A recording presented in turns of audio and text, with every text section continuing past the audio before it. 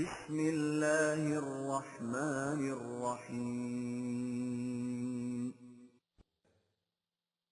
ولو أننا نزلنا إليهم الملائكة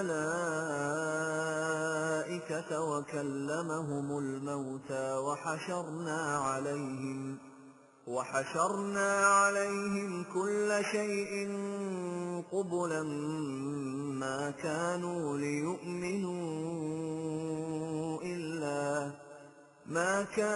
ليؤمنوا إلا أن يشاء الله ولكن أكثرهم يجهلون۔ یقین مانو اگر ہم ان کی طرف فرشتے نازل کر دیتے، ان سے مردے باتیں کرنے لگ جاتے اور ہم ان کے سامنے دنیا جہان کی چیزیں لا کھڑی کرتے تو یہ پھر بھی ایمان نہ لاتے، اس لیے کہ ایمان وہی لا سکتا ہے جو وہ طریقہ اختیار کرے جسے خدا نے ایمان لانے کے لیے تجویز کر رکھا ہے، یعنی عقل و بصیرت سے کام لینا۔ اور ان میں سے اکثر کا یہ عالم ہے کہ وہ عقل و بصیرت کے پاس تک نہیں پھٹکتے اور اپنی جہالت پر نازاں رہتے ہیں، اس لیے اس قسم کے لوگ کیسے ایمان لے آئیں گے؟ حقیقت یہ ہے کہ ان کے انکار اور سرکشی کی وجہ کچھ اور ہے، اور وہی چیز انہیں اس طرف آنے نہیں دیتی، یعنی ان کی مفاد پرستی۔ وَكَذَلِكَ جَعَلْنَا لِكُلِّ نَبِيٍّ عَدُوًّا شَيَاطِينَ الْإِنسِ وَالْجِنِّ يُوحِي بَعْضُهُمْ إِلَى بَعْضٍ زُخْرُفَ الْقَوْلِ غُرُورًا وَلَوْ شَاءَ رَبُّكَ مَا فَعَلُوهُ فَذَرْهُمْ وَمَا يَفْتَرُونَ۔ اور یہ بات کچھ نئی نہیں، جو نبی بھی آیا اس کی قوم کے بڑے بڑے سرغنے، خواہ وہ شہروں میں بسنے والے متمدن افراد تھے یا باہر بدویت کی زندگی بسر کرنے والے غیر مہذب، اس کی مخالفت کے لیے اٹھ کھڑے ہوئے، اس لیے کہ اس دعوت انقلاب کی ان کی مفاد پرستیوں پر زد پڑتی تھی۔ اس کے لیے وہ باہمی خفیہ سازشیں کرتے اور عوام کو اپنے ساتھ رکھنے کے لیے ان سے طرح طرح کی ملمہ سازی کی باتیں کرتے۔ اس لیے اے رسول، تم ان کی اس روش سے کبھی خاطر نہ ہو۔ اگر مقصود یہ ہوتا کہ دعوت آسمانی کی کہیں سے مخالفت ہی نہ ہو اور سب لوگ اسے توأن و کرہن مانتے چلے جائیں تو ہم اپنے قانون مشیت کے مطابق ایسا بھی کر سکتے تھے، لیکن یہ ہمارے پروگرام کے خلاف ہوتا جس کی روح سے ہم نے انسان کو صاحب اختیار و ارادہ بنایا ہے۔ اس لیے تم ان سے اور ان کی فریب کاریوں سے صرف نظر کرتے رہو، انہیں ان کے حال پر چھوڑ دو اور اپنے پروگرام کی تکمیل میں سرگرم عمل رہو۔ وَلِتَصْغَىٰ إِلَيْهِ أَفْئِدَةُ الَّذِينَ لَا يُؤْمِنُونَ بِالْآخِرَةِ وَلِيَرْضَوْهُ وَلِيَقْتَرِفُوا مَا هُمْ مُقْتَرِفُونَ۔ ان ملمہ سازیوں اور فریب کاریوں سے ان کا مقصد یہ ہوتا ہے کہ وہ لوگ جو دنیاوی زندگی کی مفاد ہی کو منتہا سمجھتے ہیں اور حیات اخروی اور خدا کے قانون مکافات پر یقین نہیں رکھتے، ان کی طرف جھکے رہیں، ان کی ہاں میں ہاں ملاتے رہیں، اور جو کارستانیاں یہ کرتے ہیں وہ بھی ان میں شریک رہیں۔ یہ چاہتے ہیں کہ سارا معاشرہ انہی کے ڈھب پر چلتا جائے تاکہ کوئی کسی کو روکنے ٹوکنے والا نہ ہو۔ وہ تم سے بھی اسی قسم کی مفاہمت کرنا چاہتے ہیں۔ أَفَغَيْرَ اللَّهِ أَبْتَغِي حَكَمًا وَهُوَ الَّذِي أَنزَلَ إِلَيْكُمُ الْكِتَابَ مُفَصَّلًا وَالَّذِينَ آتَيْنَاهُمُ الْكِتَابَ يَعْلَمُونَ أَنَّهُ مُنَزَّلٌ مِّن رَّبِّكَ بِالْحَقِّ فَلَا تَكُونَنَّ مِنَ الْمُمْتَرِينَ۔ ان سے پوچھو کہ کیا تم یہ چاہتے ہو کہ میں خدا کو چھوڑ کر کسی اور کے قانون کے مطابق تمہارے معاملات کے فیصلے کرنے لگ جاؤں، حالانکہ اس نے تمہاری طرف ایک واضح اور نکھرا ہوا ضابطۂ قوانین بھیج دیا ہے۔ جن لوگوں کو یہ کتاب دی گئی ہے، یعنی جماعت مومنین کے ارباب علم و بصیرت، وہ اس حقیقت کو پا گئے ہیں کہ یہ فی الواقعہ تیرے نشو نما دینے والے کی طرف سے حق کے ساتھ نازل ہوئی ہے۔ اس لیے ان مخالفین کے ساتھ جھگڑا کرنے کی ضرورت نہیں۔ وَتَمَّتْ كَلِمَةُ رَبِّكَ صِدْقًا وَعَدْلًا لَا مُبَدِّلَ لِكَلِمَاتِهِ وَهُوَ السَّمِيعُ الْعَلِيمُ۔ اس قرآن میں خدا کا ضابطۂ قوانین تمام صداقتوں کو اپنے اندر لیے اور عدل و توازن کے تقاضوں کو پورا کرتے ہوئے مکمل ہو چکا ہے۔ اب ان قوانین خداوندی میں کوئی تغیر و تبدل کرنے والا نہیں، یعنی یہ مکمل ایسا ہے کہ اس میں اضافے کی گنجائش نہیں، اور محکم ایسا کہ اس میں کسی تغیر و تبدل کی ضرورت نہیں۔ اس لیے اب کسی نبی کے آنے کی ضرورت باقی نہیں رہی، اور خدا نے خود اس کی حفاظت کا ذمہ لے لیا ہے۔ یہ اس لیے کہ یہ اس خدا کا ضابطۂ قوانین ہے جو سب کچھ سنتا اور ہر بات کا علم رکھتا ہے۔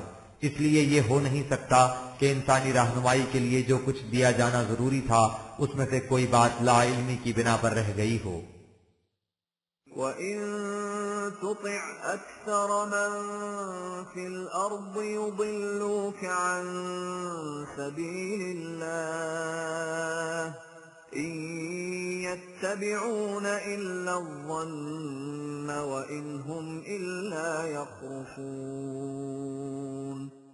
اب رہا یہ سوال کہ یہ ضابطۂ خداوندی اس روش کے خلاف دعوت دیتا ہے جس پر نوع انسان کی اکثریت گامزن ہے، تو یہ اعتراض کچھ وزن نہیں رکھتا، اس لیے کہ کسی مسلک کے صحیح ہونے کی یہ کوئی دلیل نہیں کہ اسے اکثریت نے اختیار کر رکھا ہے۔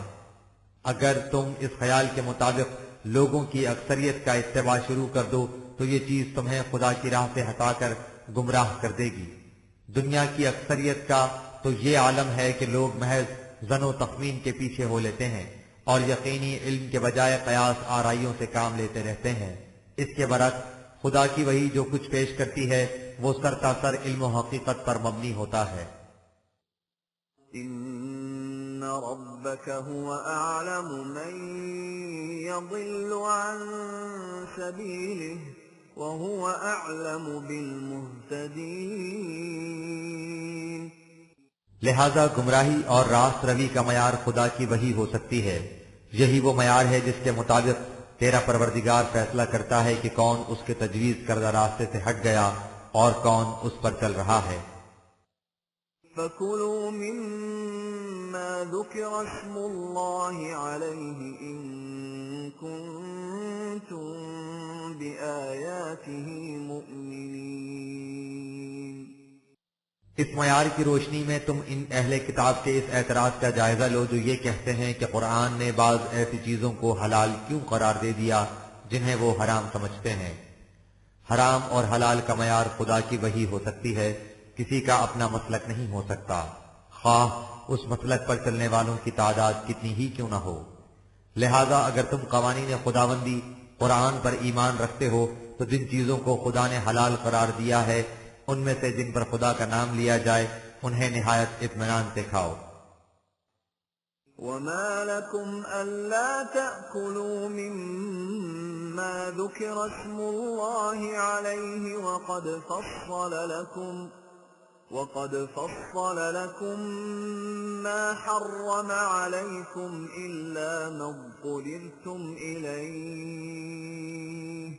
وَإِنَّ كَثِيرًا لَّيُضِلُّونَ بِأَهْوَائِهِم بِغَيْرِ عِلْمٍ إِنَّ رَبَّكَ هُوَ أَعْلَمُ بِالْمُعْتَدِينَ۔ جب خدا نے تمہیں واضح طور پر بتا دیا ہے کہ کون کون سی چیزیں حرام ہیں اور وہ بھی مجبوری کی حالت میں جائز قرار پا جاتی ہیں، تو جن چیزوں کو اس نے حلال و طیب قرار دیا ہے ان پر اللہ کا نام لے کر کھانے میں کیا تردد ہو سکتا ہے؟ انہیں اگر خدا کے علاوہ کسی اور کی طرف منسوب کر دیا جائے تو وہ حرام ہو جاتی ہیں۔ یہ لوگ جو اس طرح کی باتیں کرتے ہیں کہ فلاں چیز پہلے یہودیوں کے ہاں حرام تھی، اب تم اسے حلال کیوں قرار دیتے ہو، تو ان کی کوئی بات وحی کے علم و یقین پر مبنی نہیں، محض ان کے ذاتی خیالات ہیں جن کی بنا پر یہ تمہیں صحیح راستے سے بہکانا چاہتے ہیں۔ خدا نے حرام و حلال کی جو حدیں باندھی تھیں ان لوگوں نے ان حدوں کو از خود آگے بڑھا دیا۔ اب اس بات کا پورا پورا علم وحی خداوندی قرآن میں دیا گیا ہے کہ حرام و حلال کی صحیح حدود کون سی ہیں، اور کون ان حدوں سے آگے بڑھ رہا ہے۔ وَذَرُوا ظَاهِرَ الْإِثْمِ وَبَاطِنَهُ إِنَّ الَّذِينَ يَكْسِبُونَ الْإِثْمَ سَيُجْزَوْنَ بِمَا كَانُوا يَقْتَرِفُونَ۔ پھر اس بات کو بھی اچھی طرح سمجھ رکھو کہ جن باتوں سے روکا جائے ان سے محض رسمی طور پر مت رکو، بلکہ اس ممانعت کی اصل و روح کو بھی پیش نظر رکھو، یعنی ان لوگوں میں سے نہ ہو جاؤ جو سمجھتے ہیں کہ احکام کی صرف ظاہرہ پیروی ہی مقصود ہے، ان کی غرض و غایت سے کچھ واسطہ نہیں، نہ ہی ان میں سے جو یہ کہتے ہیں کہ احکام کے صرف باطنی مفہوم کا اتباع مقصود ہے، ظواہر کی کوئی حیثیت نہیں۔ یہ دونوں غلطی پر ہیں۔ جن باتوں کو ناجائز قرار دیا گیا ہے اس لیے کہ ان سے تمہاری ذات میں اضمحلال واقع ہوتا ہے، ان کے ظاہر و باطن دونوں سے بچنا ضروری ہے تاکہ تمہارے فکر اور عمل میں پاکیزگی اور پختگی پیدا ہو۔ جو لوگ اس کی خلاف ورزی کریں گے اس کا نتیجہ انہیں یقیناً بھگتنا پڑے گا۔ وَلَا تَأْكُلُوا مِمَّا لَمْ يُذْكَرِ اسْمُ اللَّهِ عَلَيْهِ وَإِنَّهُ لَفِسْقٌ وَإِنَّ الشَّيَاطِينَ لَيُوحُونَ إِلَىٰ أَوْلِيَائِهِمْ لِيُجَادِلُوكُمْ وَإِنْ أَطَعْتُمُوهُمْ إِنَّكُمْ لَمُشْرِكُونَ۔ بنابری یہ نہ کہو کہ کسی چیز کو خدا کے علاوہ کسی اور کی طرف منسوب کرنے سے کیا بگڑتا ہے اور اس پر خدا کا نام لے دینے سے کیا ثمرتا ہے، وہ چیز دونوں صورتوں میں یکساں رہتی ہے۔ اس سے ایک گہرا نفسیاتی اثر ہوتا ہے جس سے انسان کے قلب میں تبدیلی واقع ہوتی ہے، لہذا جس چیز پر خدا کا نام نہ لیا جائے اسے مت کھاؤ، یہ چیز تمہیں صحیح راستے سے دوسری طرف لے جائے گی۔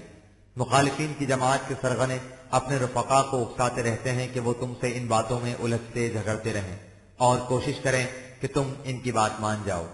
اے جماعت مومنین، اگر تم نے ان کی بات مان لی تو تم بھی انہی کی طرح مشرک ہو جاؤ گے۔ أَوَمَنْ كَانَ مَيْتًا فَأَحْيَيْنَاهُ وَجَعَلْنَا لَهُ نُورًا يَمْشِي بِهِ فِي النَّاسِ كَمَنْ مَثَلُهُ فِي الظُّلُمَاتِ لَيْسَ بِخَارِجٍ مِّنْهَا كَذَلِكَ زُيِّنَ لِلْكَافِرِينَ مَا كَانُوا يَعْمَلُونَ۔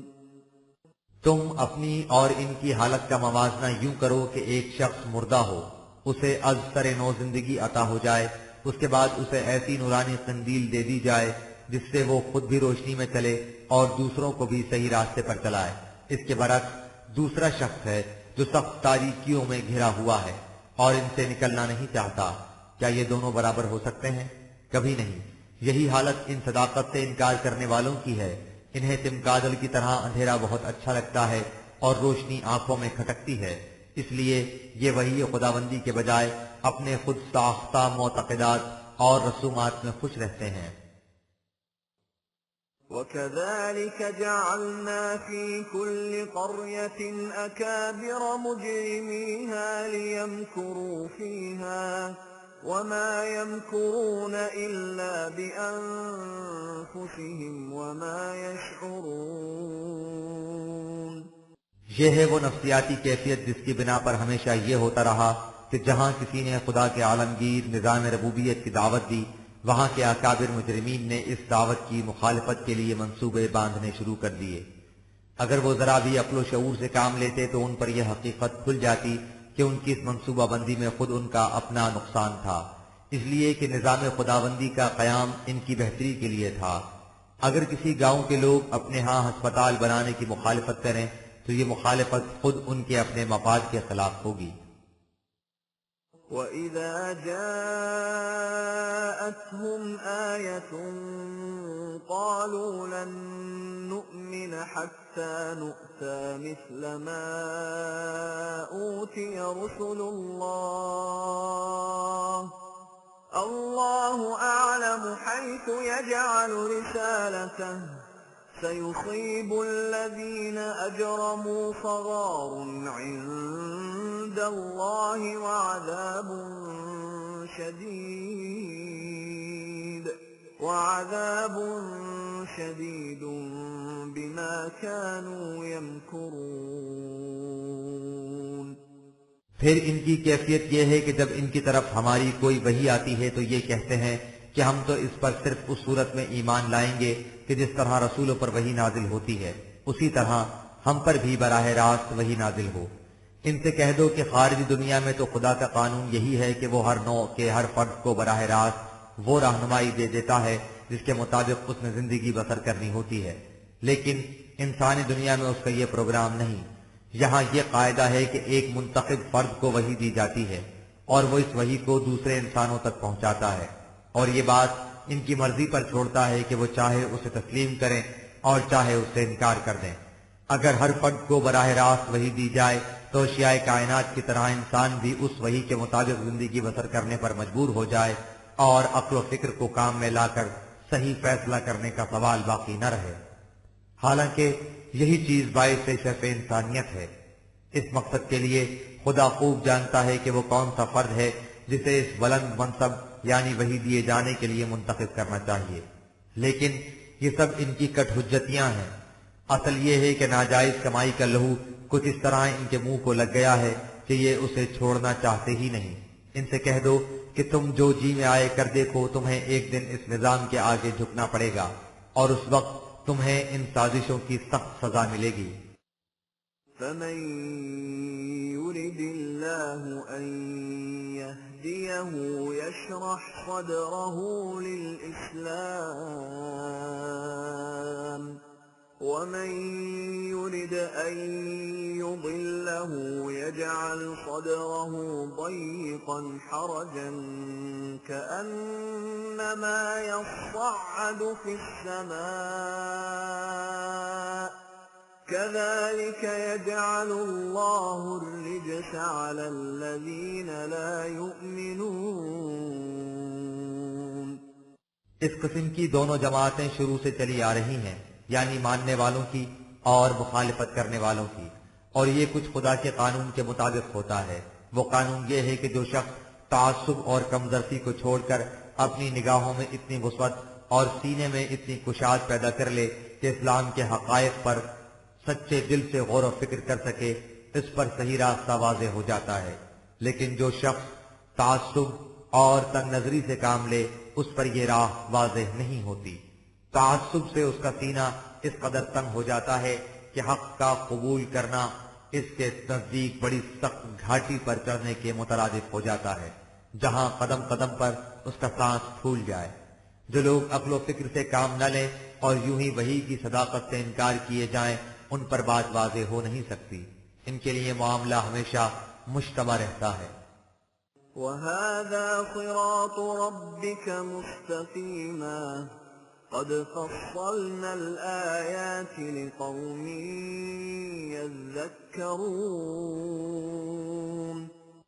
ان کے برعکس جو لوگ عقل و فکر سے کام لے کر وحی کی صداقت پر ایمان لے آتے ہیں، وہ تیرے نشوونما دینے والے کی طرف سے متعین کردہ سیدھی اور متوازن راہ پر چلتے ہیں۔ دیکھو ہم اپنے قوانین و حقائق کو ان لوگوں کے لیے جو انہیں پیش نظر رکھنا چاہیں کس قدر واضح طور پر بیان کر دیتے ہیں۔ لَهُمْ دَارُ السَّلَامِ عِندَ رَبِّهِمْ وَهُوَ وَلِيُّهُمْ بِمَا كَانُوا يَعْمَلُونَ۔ یہ وہ لوگ ہیں جن کے حسن عمل کا نتیجہ یہ ہوتا ہے کہ انہیں ان کے نشوونما دینے والے کی طرف سے ہر طرح کی سلامتی نصیب ہوتی ہے، اور قانون خداوندی کی کارسازی اور رفاقت ان کے حصے میں آ جاتی ہے۔ وَيَوْمَ يَحْشُرُهُمْ جَمِيعًا يَا مَعْشَرَ الْجِنِّ قَدِ اسْتَكْثَرْتُم مِّنَ الْإِنسِ وَقَالَ أَوْلِيَاؤُهُم مِّنَ الْإِنسِ رَبَّنَا اسْتَمْتَعَ بَعْضُنَا بِبَعْضٍ وَبَلَغْنَا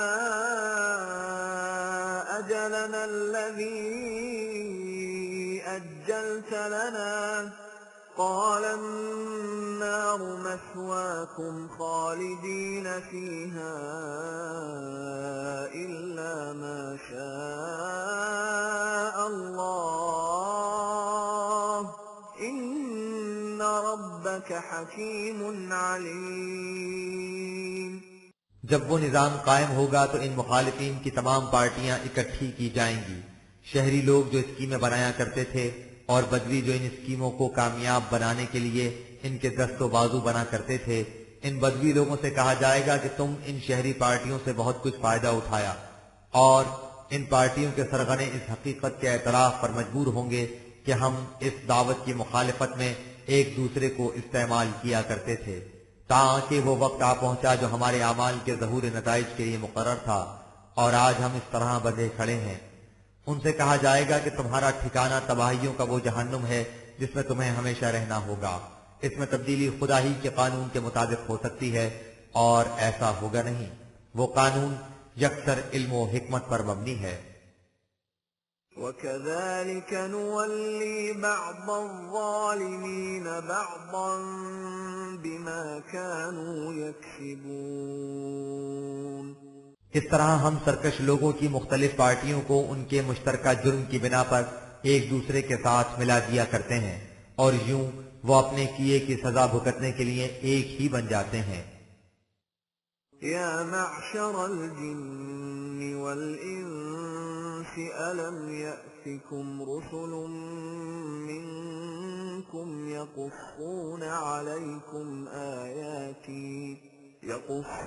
عَلَيْكُمْ آيَاتِي وَيُنذِرُونَكُمْ لِقَاءَ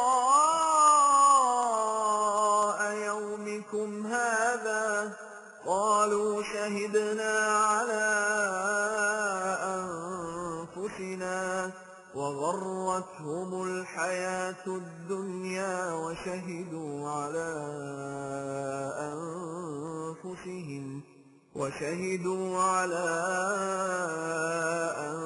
أَنفُسِهِمْ أَنَّهُمْ كَانُوا كَافِرِينَ. ہم اس دن ان دونوں گروہوں بدویوں اور شہریوں سے پوچھیں گے کہ کیا تمہاری طرف ہمارے پیغمبر نہیں آئے تھے جو تمہارے اپنے ہی بھائی بند تھے، کوئی غیر نہیں تھے. وہ تمہارے سامنے ہمارے قوانین پیش کرتے تھے اور تمہیں آگاہ کیا کرتے تھے کہ ایک دن تمہارے اعمال کے نتائج تمہارے سامنے آ کر رہیں گے. اس پر وہ اقرار کریں گے کہ یہ ٹھیک ہے، اس کے لیے کسی خارجی شہادت کی بھی ضرورت نہیں، ہم خود اپنے خلاف شہادت دیتے ہیں. اصل یہ ہے کہ صداقت تو ان لوگوں کے سامنے آ جاتی ہے اور اسے پہچاننے میں بھی کوئی دقت نہیں ہوتی، لیکن طبعی زندگی کے پیش پا افتادہ مفاد کی چمک دمک نگاہوں میں خیرگی پیدا کر دیتی ہے اور وہ اس کے فریب میں آ جاتے ہیں. لیکن جب ان کی غلط روش کے تباہ کن نتائج ان کے سامنے آتے ہیں تو اس وقت ان کی آنکھیں کھلتی ہیں اور وہ اپنے خلاف آپ شہادت دیتے ہیں کہ انہوں نے حق و صداقت کا انکار کر کے واقعی جرم کیا تھا. ذَلِكَ أَن لَّمْ يَكُن رَّبُّكَ مُهْلِكَ الْقُرَىٰ بِظُلْمٍ وَأَهْلُهَا غَافِلُونَ. یہ سب کچھ اس لیے بیان کیا گیا ہے کہ یہ بتا دیا جائے کہ تیرا رب یہ نہیں کرتا کہ کسی قوم کو اس کا تو علم ہی نہ دیا جائے کہ وہ کون سے قوانین ہیں جن کے انکار سے تباہی آتی ہے، اور انہیں اس جرم کی پاداش میں تباہ کر دیا جائے کہ تم نے ان قوانین سے انکار کیوں کیا تھا. ایسا کرنا بڑی زیادتی ہے اور خدا کسی پر زیادتی نہیں کیا کرتا. وَلِكُلٍّ دَرَجَاتٌ مِّمَّا عَمِلُوا وَمَا رَبُّكَ بِغَافِلٍ عَمَّا يَعْمَلُونَ. ہمارے قانون کی روح سے سزا اور جزا عمل کے مطابق ملتی ہے، اور عمل ہی کے مطابق ہر ایک کا درجہ متعین ہوتا ہے. اس کے لیے ہم نے ایسا انتظام کر رکھا ہے کہ کسی کا کوئی عمل ہمارے قانون مکافات کی نگاہوں سے اوجھل نہ رہنے پائے. وَرَبُّكَ الْغَنِيُّ ذُو الرَّحْمَةِ إِن يَشَأْ يُذْهِبْكُمْ وَيَسْتَخْلِفْ مِن بَعْدِكُم مَّا يَشَاءُ كَمَا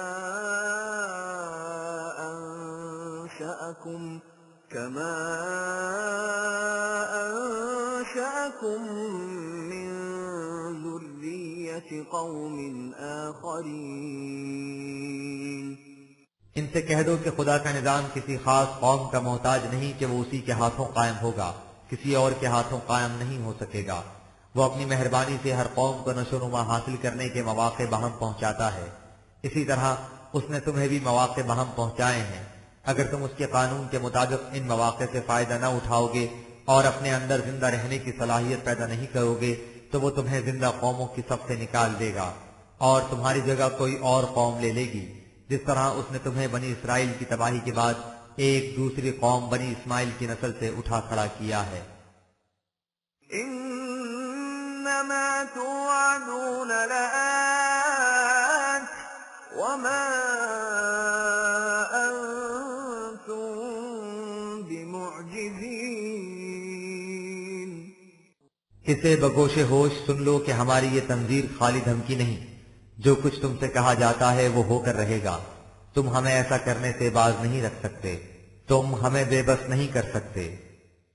قل يا قوم اعملوا على مكانتكم إني عامل فسوف تعلمون من تكون له عاقبة الدار إنه لا يفلح الظالمون۔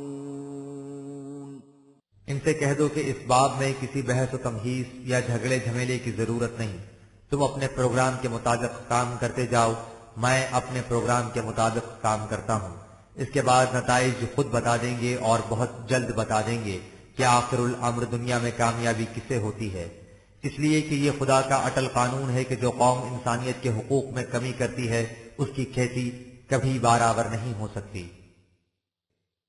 وَجَعَلُوا لِلَّهِ مِمَّا ذَرَأَ مِنَ الْحَرْثِ وَالْأَنْعَامِ نَصِيبًا فَقَالُوا هَذَا لِلَّهِ بِزَعْمِهِمْ وَهَذَا لِشُرَكَائِنَا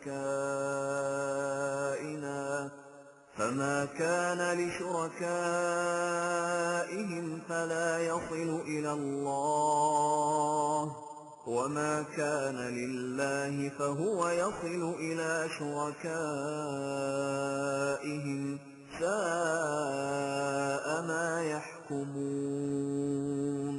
یہ لوگ بھلا تمہارے مقابلے میں کیسے کامیاب ہو سکتے ہیں جن کی جہالت کا ابھی تک یہ عالم ہے کہ انہوں نے عجیب و غریب قسم کے عقائد و رسومات وضع کر رکھے ہیں جو یکسر توہم پرستی پر مبنی ہیں۔ مثلا یہ لوگ اس فصل میں سے اور ان مویشیوں میں سے جو خود خدا کے پیدا کردہ ہیں ایک حصہ الگ کر لیتے ہیں اور بذام خواہش کہتے ہیں کہ یہ حصہ خدا کا ہے، اسی طرح ایک اور حصہ الگ کر لیتے ہیں اور کہتے ہیں کہ یہ ہمارے ٹھہرائے ہوئے خدا کے شریکوں کا ہے۔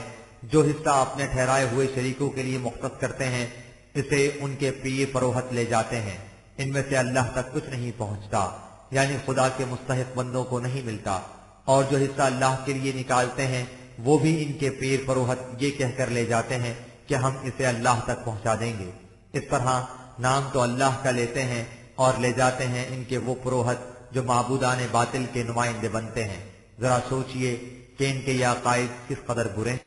وَكَذَلِكَ زَيَّنَ لِكَثِيرٍ مِّنَ الْمُشْرِكِينَ قَتْلَ أَوْلَادِهِمْ شُرَكَاؤُهُمْ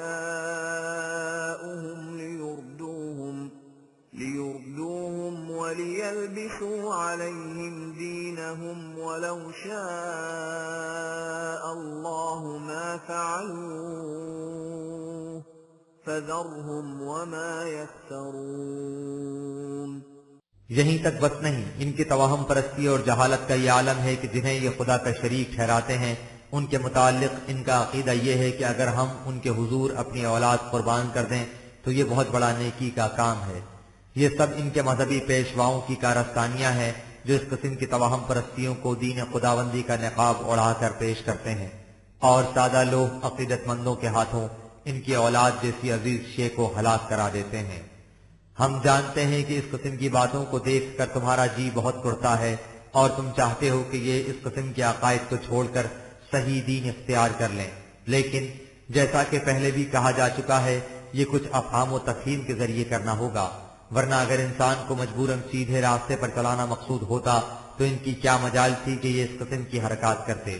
لیکن ہم نے ایسا نہیں کیا، اس لیے تم ان تک ہمارا پیغام پہنچاتے رہو اور اس کے بعد انہیں میں ان کے خود تراشیدہ عقائد و مسالک کے ان کے حال پر چھوڑ دو۔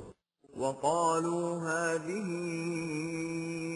أنعام وحرث حجر لا يطعمها إلا من نشاء بزعمهم وأنعام حرمت ظهورها وأنعام لا يذكرون اسم الله عليها افتراء عليه سيجزيهم بما كانوا يفترون۔ ان کی جہالت آمیز رسموں کا کیا پوچھتے ہو؟ یہ اپنے مویشیوں اور کھیتی میں سے کچھ حصہ الگ کر لیتے ہیں اور کہتے ہیں کہ اسے کوئی نہیں کھا سکتا بجز ان کے جنہیں ہم اپنے عقیدے کے مطابق کھلانا چاہیں۔ اسی طرح یہ بعض جانوروں کے متعلق کہہ دیتے ہیں کہ یہ فلاں پیر کا اونٹ ہے، اس پر کوئی سواری نہیں کر سکتا۔ اسی طرح بعض جانور ہیں جنہیں ذبح کرتے وقت یہ اللہ کا نام نہیں لیتے، ان کا نام لیتے ہیں جن کے لیے انہیں بطور نذر و نیاز ذبح کیا جاتا ہے۔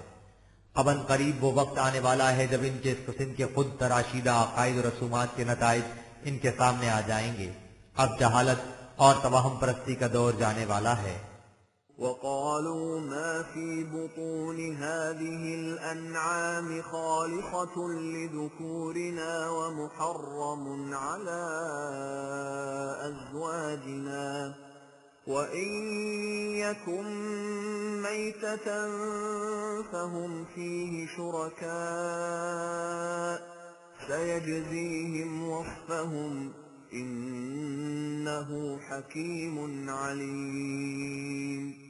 اسی طرح ان کا یہ عقیدہ بھی ہے کہ فلاں جانور کے پیٹ میں جو بچہ ہے اسے صرف مرد کھا سکیں گے، عورتوں پر اس کا گوشت حرام ہوگا، لیکن اگر وہ بچہ مردہ پیدا ہو تو اس میں مرد اور عورتیں سب شریک ہو سکتے ہیں۔ اب ان قریب انہیں ان کی ان توہم پرستیوں کی سزا ملے گی اور خدا کا وہ دین عام ہو جائے گا جو یکسر علم و حکمت پر مبنی ہے۔ قد خسر الذين قتلوا أولادهم سفها بغير علم وحرموا ما رزقهم الله افتراء على الله قد ضلوا وما كانوا مهتدين۔ ذرا سوچئے کہ جو لوگ ایسے باطل عقائد کی بنا پر محض جہالت اور حماقت سے اپنی اولاد جیسی متاع عزیز کو اپنے ہاتھوں ہلاک کر دیتے ہیں اور جو کچھ اللہ نے کھانے پینے کو دیا ہے اسے محض اپنی افطرا پردازیوں سے اپنے اوپر حرام قرار دے لیتے ہیں اور پھر ان توہمات کو منسوب کرتے ہیں خدا کی طرف، تو ایسے لوگ اپنا کس قدر نقصان کرتے ہیں۔ جو لوگ اس طرح جہالت اور توہم پرستیوں کے غلط راستوں پر آنکھ بند کیے چلتے جائیں ان پر زندگی کی صحیح راہیں کس طرح کھل سکتی ہیں۔ وَهُوَ الَّذِي أَنشَأَ جَنَّاتٍ مَّعْرُوشَاتٍ وَغَيْرَ مَعْرُوشَاتٍ وَالنَّخْلَ وَالزَّرْعَ مُخْتَلِفًا أُكُلُهُ وَالزَّيْتُونَ وَالرُّمَّانَ مُتَشَابِهًا وَغَيْرَ مُتَشَابِهٍ كُلُوا مِن ثَمَرِهِ إِذَا أَثْمَرَ وَآتُوا حَقَّهُ يَوْمَ حَصَادِهِ وَلَا تُسْرِفُوا إِنَّهُ لَا يُحِبُّ الْمُسْرِفِينَ۔ یہ ہیں ان کی دیوی دیوتا اور پیر پروہت۔ ان کے برعکس خدا کی ذات وہ ہے جس نے تمام انسانوں کی پرورش کے لیے باغات کا سلسلہ پھیلا دیا ہے۔ بعض بڑے بڑے مضبوط درخت جو بغیر کسی سہارے کے کھڑے ہیں، بعض نرم و نازک انگور کی سی بیلیں جو ٹٹیوں پر چڑھائی جاتی ہیں، نیز سربر فلک کھجور کے پیڑ اور مختلف پیداوار والی کھیتیاں اور زیتون اور انار، ایک دوسرے سے ملتے جلتے بھی اور الگ تھلگ بھی۔ جب یہ درخت ثمربار ہوں تو ان کے پھل شوق سے کھاؤ اور اس میں سے خدا کا حق دے دیا کرو، یعنی اپنی ضروریات پورا کرنے کے بعد باقی دوسرے انسانوں کی پرورش کے لیے عام کر دو، اور اپنی ضروریات کے تعین میں بھی اسراف سے کام نہ لو۔ خدا اسراف کرنے والوں کو پسند نہیں کرتا۔ وَمِنَ الْأَنْعَامِ حَمُولَةً وَفَرْشًا كُلُوا مِمَّا رَزَقَكُمُ اللَّهُ وَلَا تَتَّبِعُوا خُطُوَاتِ الشَّيْطَانِ إِنَّهُ لَكُمْ عَدُوٌّ مُبِينٌ۔ اور دیکھو اسی خدا نے تمہارے لیے 4 پائے پیدا کر دیے ہیں، کچھ بلند قامت جو بوجھ لادنے کے کام آتے ہیں اور کچھ پست قامت زمین سے لگے ہوئے۔ جو کچھ اس نے تمہارے لیے سامان رزق پیدا کیا ہے اسے شوق سے کھاؤ، لیکن اپنے حیوانی سطح کے جذبات کے پیچھے نہ لگو جن کا تقاضا یہ ہے کہ سب کچھ اپنے لیے سمیٹ کر رکھو۔ ایسا کرنا عالمگیر انسانیت سے کھلی ہوئی دشمنی ہے، نہ ہی توہم پرستی میں پڑو۔ 8 أزواج من الضأن 2 ومن المعز 2 قل الذكرين حرم أم الأنثيين أما اشتملت عليه أرحام الأنثيين نبئوني بعلم إن كنتم صادقين۔ ان توہم پرستوں سے پوچھو کہ خدا نے ان مویشیوں میں سے جو تمہارے ہاں عام طور پر پائے جاتے ہیں 8 قسمیں پیدا کی ہیں، بھیڑ نر اور مادہ اور بکری نر اور مادہ، باقی 4 کا ذکر آگے آتا ہے۔ ان سے پوچھو کہ تم نے جو حرام اور حلال کی فہرستیں از خود مرتب کر رکھی ہیں ان کی کوئی خدائی سند بھی ہے؟ خدا نے کہیں بھی یہ کہا ہے کہ ان بھیڑ بکریوں کے نر حرام ہیں اور مادہ حلال، یا مادہ حرام ہے اور نر حلال، یا ان بچوں کو حرام قرار دیا ہے جو ان کے پیٹ میں ہوں؟ ان سے کہو کہ اگر تم اپنے اس دعوے میں سچے ہو کہ تمہاری حرام اور حلال کی فہرستیں خدا کی مرتب کردہ ہیں تو مجھے بتاؤ کہ تمہارے پاس اس کی سند کیا ہے؟ وَمِنَ الْإِبِلِ 2 وَمِنَ الْبَقَرِ 2 قُلْ الذَّكَرَيْنِ حَرَّمَ أَمِ الْأُنثَيَيْنِ أَمَّا اشْتَمَلَتْ عَلَيْهِ أَرْحَامُ الْأُنثَيَيْنِ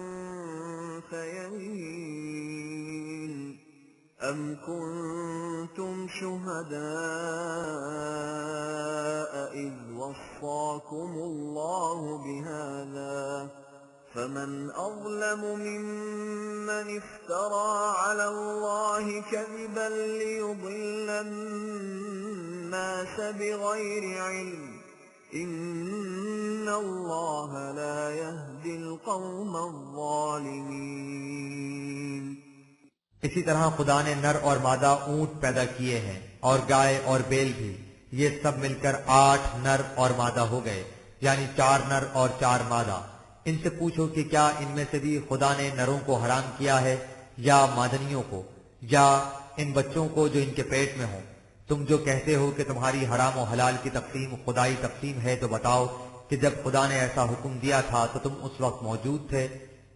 اے ان کے مذہبی پیشواؤ، تم سوچو کہ تم جو بغیر علم و سند خداوندی کے لوگوں کو اس طرح گمراہ کرتے ہو اور اپنی خود ساختہ فہرستوں کو خدا کی طرف منسوب کرتے ہو تو اس سے بڑا جرم اور کیا ہو سکتا ہے؟ اور ایسے اکابر مجرمین قانون خداوندی سے کس طرح ہدایت حاصل کر سکتے ہیں؟ قُلْ لَا أَجِدُ فِيمَا أُوحِيَ إِلَيَّ مُحَرَّمًا عَلَى طَاعِمٍ يَطْعَمُهُ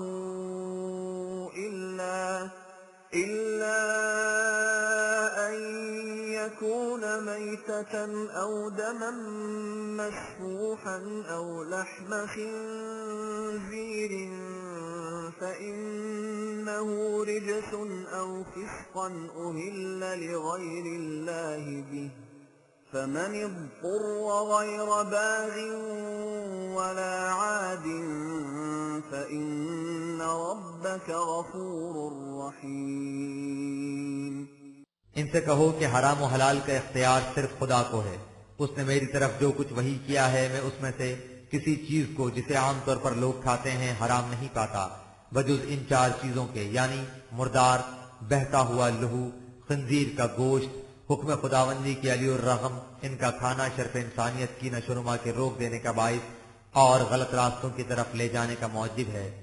نیز جس حلال چیز کو خدا کے علاوہ کسی اور کی طرف منسوب کر دیا جائے یہ چیزیں حرام ہیں، انہیں مت کھاؤ بجز اس کے کہ اگر کوئی شخص حلال چیزوں کے نہ ملنے کی وجہ سے مجبور ہو جائے اور اس کی نیت قانون شکنی یا ہوس پروری کی نہ ہو اور وہ اپنی اضطراری ضرورت سے آگے نہ بڑھے تو اپنی جان کی حفاظت کے لیے ان چیزوں میں سے جو میسر آ جائے اسے کھا سکتا ہے۔ ایسی حالت میں ان چیزوں کے کھانے سے تمہاری ذات پر جو مضر اثرات مرتب ہوں گے، قانون کے احترام کا محکم احساس تمہیں ان اثرات سے محفوظ رکھے گا اور تمہاری صلاحیتوں کی نشوونما بدستور ہوتی رہے گی۔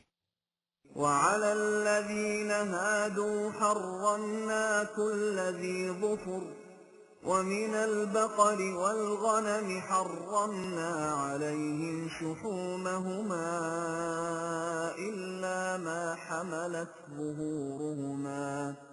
إلا ما حملت ظهورهما أو الحوايا أو ما اختلط بعظم ذلك جزيناهم ببغيهم وإنا لصادقون۔ اور یہ جو کہا جاتا ہے کہ ہم نے یہودیوں پر تمام ناخندار جانور حرام کر دیے تھے اور گائے اور بکری کی چربی بھی حرام کر دی تھی بجز اس چربی کے جو ان جانوروں کی پیٹھ یا انتڑیوں کے ساتھ لگی ہو یا جو ہڈیوں کے اندر ملی ہو، تو یہ چیزیں عام حالات میں حرام نہیں تھیں۔ بات یہ تھی کہ انہیں ان کی قانون شکنی کی سزا دی گئی تھی اور بطور سزا ان چیزوں کو حرام قرار دے دیا گیا تھا۔ یہ ہے اصل واقعہ۔ لہذا ان کا یہ اعتراض کہ جن چیزوں کو خدا نے پہلے حرام قرار دے دیا تھا اب انہیں کیسے حلال قرار دیا جا رہا ہے بے بنیاد ہے۔ فَإِن كَذَّبُوكَ فَقُل رَّبُّكُمْ ذُو رَحْمَةٍ وَاسِعَةٍ وَلَا يُرَدُّ بَأْسُهُ عَنِ الْقَوْمِ الْمُجْرِمِينَ۔ لیکن اگر اس طبیان حقیقت کے بعد بھی یہ لوگ نہ مانیں اور تمہیں جھٹلاتے چلے جائیں اور کہیں کہ نہیں یہ تمام چیزیں حرام ہیں، تو ان سے کہہ دو کہ خدا تو اپنی ربوبیت اور مرحمت کے دامن کو وسیع رکھنا چاہتا ہے، لیکن اگر تم اس کے باوجود اسے سکیڑنا چاہتے ہو اور اپنے ہاں کی حرام چیزوں کو اب بھی حلال نہیں تصور کرنا چاہتے اور اس طرح اپنی سزا کی مدت کو ختم کرنے پر رضامند نہیں ہوتے تو تمہاری مرضی۔ جو خود مجرم بنے رہنا چاہے اس سے سزا کیسے ٹل سکتی ہے؟ جو اپنا دروازہ بند رکھنا چاہے اس کے کمرے میں روشنی کیسے آ سکتی ہے؟ سَيَقُولُ الَّذِينَ أَشْرَكُوا لَوْ شَاءَ اللَّهُ مَا أَشْرَكْنَا وَلَا آبَاؤُنَا وَلَا حَرَّمْنَا مِن شَيْءٍ كَذَلِكَ كَذَّبَ الَّذِينَ مِن قَبْلِهِمْ حَتَّى ذَاقُوا بَأْسَنَا قُلْ هَلْ عِندَكُم مِّنْ عِلْمٍ فَتُخْرِجُوهُ لَنَا إِن تَتَّبِعُونَ إِلَّا الظَّنَّ وَإِنْ أَنتُمْ إِلَّا تَخْرُصُونَ۔ یہ لوگ جب چاروں طرف سے لاجواب ہو جاتے ہیں اور اپنے مسلک کے جواز میں کوئی سند یا دلیل پیش نہیں کر سکتے تو پھر یہ کہنے لگ جاتے ہیں کہ دنیا میں خدا کی مرضی کے بغیر کچھ نہیں ہوتا۔ اگر خدا کو منظور ہوتا تو ہم یا ہمارے آباء و اجداد کبھی شرک نہ کرتے، نہ ہی کسی شے کو حرام قرار دیتے، اس لیے اس میں ہمارا کیا قصور ہے؟ یہ سب مرضی مولا ہے۔ یہ بات بھی کچھ نئی نہیں، ان سے پہلے لوگ بھی اس قسم کی کٹ حجتیوں سے حقیقت کو جھٹلاتے رہے تاکہ انہوں نے اپنی غلط روش کے نتیجے میں ہمارے عذاب کا مزہ چکھ لیا۔ ان سے پوچھو کہ کیا تمہارے پاس اس دعوے کی کوئی دلیل ہے کہ انسان اپنے اعمال کا ذمہ دار نہیں، یہ مجبور محض ہے، جو کچھ ہوتا ہے خدا کے حکم سے ہوتا ہے؟ اگر ہے تو اسے پیش کرو۔ حقیقت یہ ہے کہ تمہارے پاس کوئی سند اور دلیل نہیں، تم محض ظن و قیاس کے پیچھے چلتے اور اٹکلیں دوڑاتے رہتے ہو۔ قُلْ فَلِلَّهِ الْحُجَّةُ الْبَالِغَةُ فَلَوْ شَاءَ لَهَدَاكُمْ أَجْمَعِينَ۔ ان سے کہو کہ محکم اور حقیقت رس دلیل صرف ایک ہے، اور وہ ہے وحی الہی کی دلیل۔ اگر تمہارے پاس وہ دلیل ہے تو اسے پیش کرو۔ باقی رہا مشیت کا مسئلہ، تو اگر خدا چاہتا تو وہ تمہیں بھی کائناتی قانون کے تابع رکھتا اور اختیار و ارادہ نہ دیتا۔ اس صورت میں تم بھی جبرن اور قہرن سب کے سب اس کے قانون کے مطابق چلتے، لیکن تم دیکھ رہے ہو کہ اس نے ایسا نہیں کیا۔ اس نے تمہیں صاحب اختیار و ارادہ پیدا کیا ہے۔ قل هلم شهداءكم الذين يشهدون أن الله حرم هذا فإن شهدوا فلا تشهد معهم ولا تتبع أهواء الذين كذبوا بآياتنا والذين لا يؤمنون بالآخرة وهم بربهم يعدلون۔ ان سے کہو کہ ذرا ان لوگوں کو سامنے تو لاؤ جو اس کی گواہی دیں کہ ان چیزوں کو خدا نے حرام قرار دیا تھا۔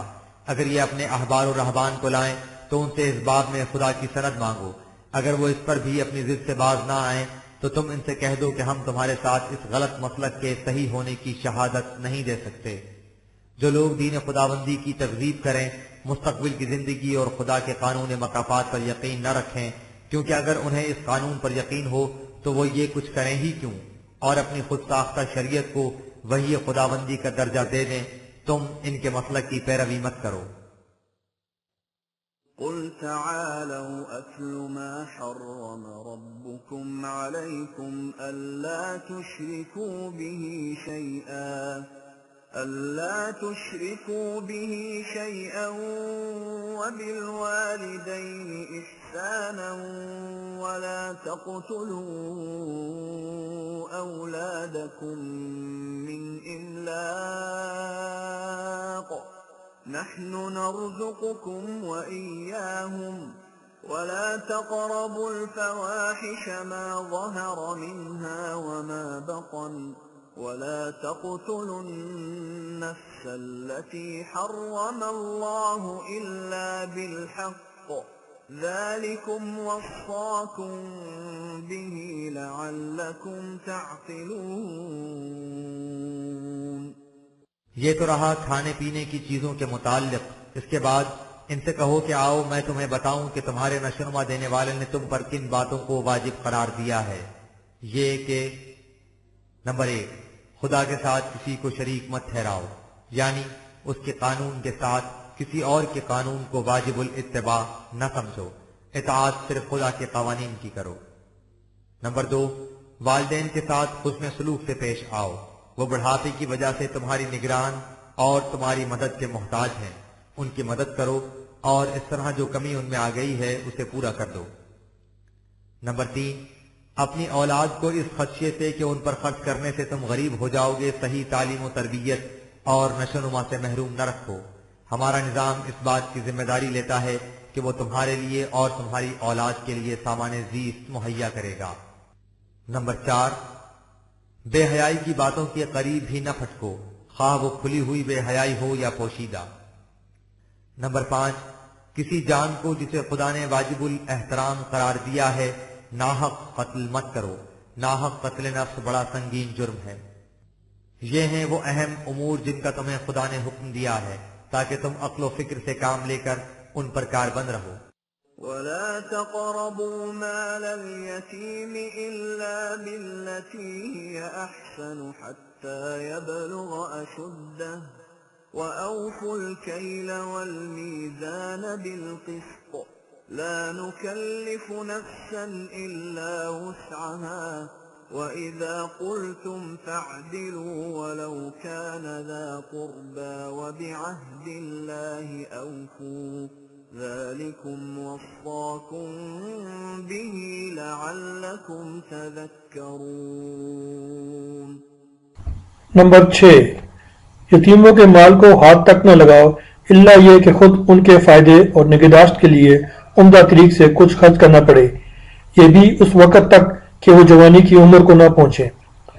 نمبر 7، ماپ اور تول کو انصاف کے ساتھ پورا کرو، یعنی معاشی معاملات میں ہمیشہ حق و انصاف کو پیش نظر رکھو۔ یاد رکھو ان احکام سے یہ نہ سمجھو کہ تم پر خواہ مخواہ پابندیاں عائد کی جا رہی ہیں، بات یہ نہیں۔ ہمارے احکام اور قوانین کا تو مقصد یہ ہے کہ انسانی ذات میں وسعتیں پیدا ہوں۔ صحیح قوانین کی پابندی سے انسانی ذات کی نشوونما ہوتی ہے۔ نمبر 8، اور تم جب بھی کوئی بات کہو عدل کو سامنے رکھو، خواہ اس کی زد تمہارے کسی قریبی رشتہ دار پر ہی کیوں نہ پڑتی ہو۔ نمبر 9، اپنے اس عہد و پیمان کو پورا کرو جو تم نے مومن ہونے کی جہد سے اللہ کے ساتھ کر رکھا ہے۔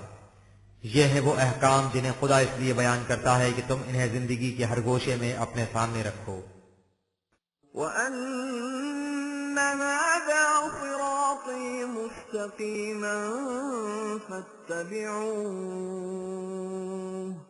فَاتَّبِعُوهُ وَلَا تَتَّبِعُوا السُّبُلَ فَتَفَرَّقَ بِكُمْ عَن سَبِيلِهِ ذَلِكُمْ وَصَّاكُمْ بِهِ لَعَلَّكُمْ تَتَّقُونَ۔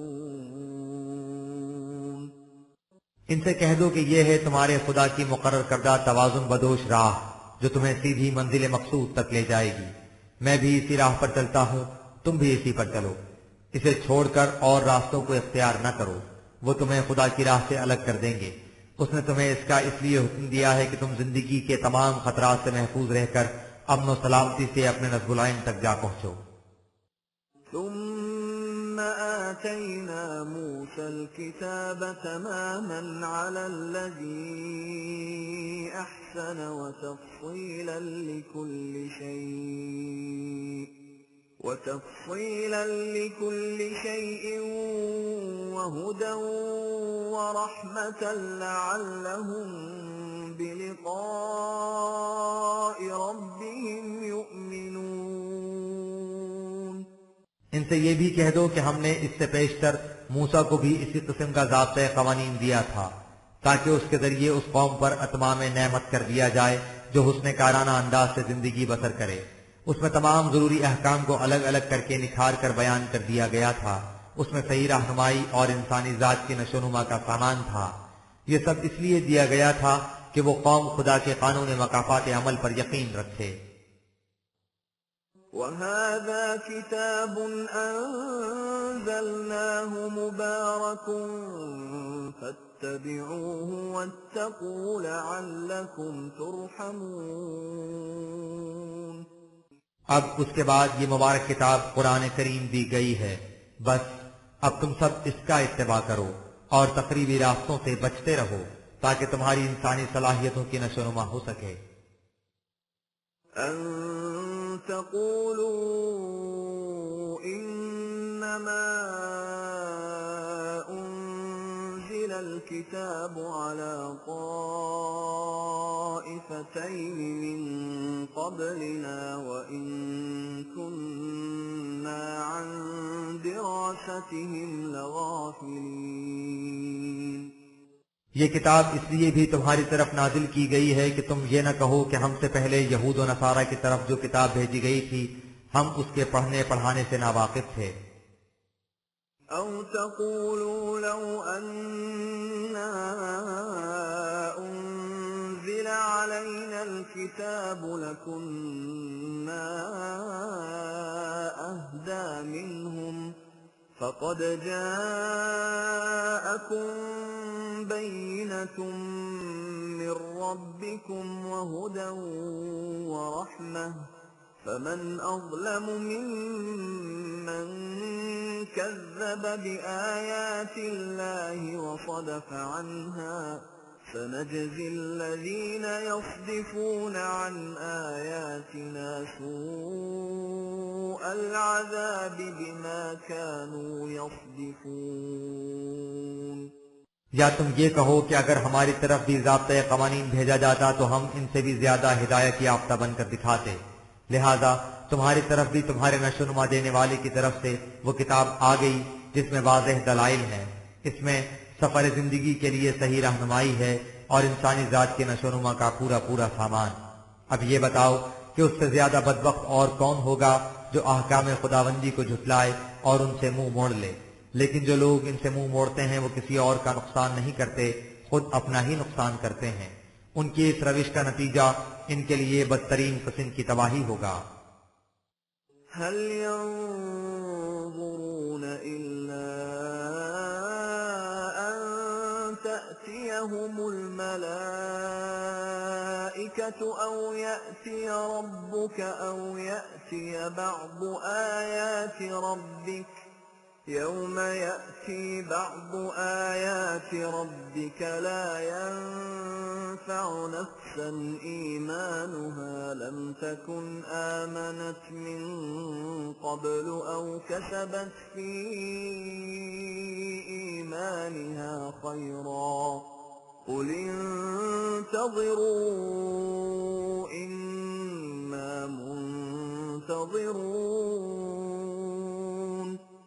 اس قدر وضاحت کے ساتھ سمجھا دینے کے بعد بھی یہ لوگ جو بات نہیں مانتے تو شاید انہیں اس کا انتظار ہے کہ ان پر فرشتے نازل ہوں یا خود خدا ان کے پاس چل کر آئے یا اس کی طرف سے کچھ محسوس نشانیاں ان کے سامنے آ کھڑی ہوں تو یہ پھر ایمان لائیں۔ ان سے کہہ دو کہ جس دن خدا کی محسوس نشانیاں سامنے آیا کرتی ہیں اس وقت کسی ایسے شخص کا ایمان لانا اس کے لیے نفع بخش نہیں ہوتا جو اس سے قبل ایمان نہیں لایا تھا یا جس نے اپنے ایمان کے ساتھ عمل خیر نہیں کیا تھا۔ ان سے کہو کہ تم ان چیزوں کا انتظار کرو اور میں اس کا انتظار کرتا ہوں کہ تم پر تباہی کی گھڑی کس وقت آتی ہے۔ إن الذين فرقوا دينهم وكانوا شيعا لست منهم في شيء إنما أمرهم إلى الله ثم ينبئهم بما كانوا يفعلون۔ دین ایک راستے پر چلنے کا نام ہے، مختلف راستوں پر چلنے کا نہیں۔ جو لوگ اپنے دین میں تفرقہ پیدا کر لیں اور الگ الگ گروہ بن جائیں، اے رسول تیرا ان سے کوئی واسطہ نہیں۔ ان کا معاملہ قانون خداوندی کے سپرد کر دو، وہی بتائے گا کہ ان کے اس روش کا نتیجہ کیا ہوگا۔ من جاء بالحسنة فله عشر أمثالها ومن جاء بالسيئة فلا يجزى إلا مثلها وهم لا يظلمون۔ ان سے کہہ دو کہ جو شخص دین کی وحدت کو قائم رکھتے ہوئے حسن کارانہ انداز سے زندگی بسر کرتا ہے اس کے عمل کے بھی 10 گنا پھل لاتے ہیں، لیکن اگر کسی سے برائی سرزد ہو جائے تو اس کی سزا اس کے برابر ہی ہوگی اور ان پر کسی قسم کی زیادتی نہیں ہوگی۔ قل إنني هداني ربي إلى صراط مستقيم دينا قيما ملة إبراهيم حنيفا وما كان من المشركين۔ ان سے کہہ دو کہ میرے نشوونما دینے والے نے میری رہنمائی زندگی کی سیدھی اور متوازن راہ کی طرف کر دی ہے، یعنی ایک ایسے نظام زندگی کی طرف جو خود بھی اپنے زور درو کی بنا پر قائم ہے اور انسانیت کے قیام کا باعث بھی ہے۔ یہ وہی نظام زندگی ہے جسے ابراہیم نے ہر طرف سے منہ موڑ کر اختیار کیا تھا، یعنی وہ اس میں کسی اور روش اور طریقے کو شریک نہیں کرتا تھا۔ قل إن صلاتي ونسكي ومحياي ومماتي لله رب العالمين۔ ان سے کہہ دو کہ اس دین کو اس انداز سے اختیار کرنے کا عملی نتیجہ یہ ہے کہ میرے تمام فرائض زندگی اور ان کے ادا کرنے کے طور طریقے، میرا مرنا اور میرا جینا خدا کے تجویز کردہ پروگرام کی تکمیل کے لیے وقف ہے۔ لا شريك له وبذلك أمرت وأنا أول المسلمين۔ میں اس میں کسی اور مقصد، جذبہ یا خواہش کو شریک نہیں کرتا، اسی کا نام توحید ہے، اسی کا مجھے حکم دیا گیا ہے اور سب سے پہلے میں نے خود اس حکم کے سامنے سر تسلیم خم کیا ہے۔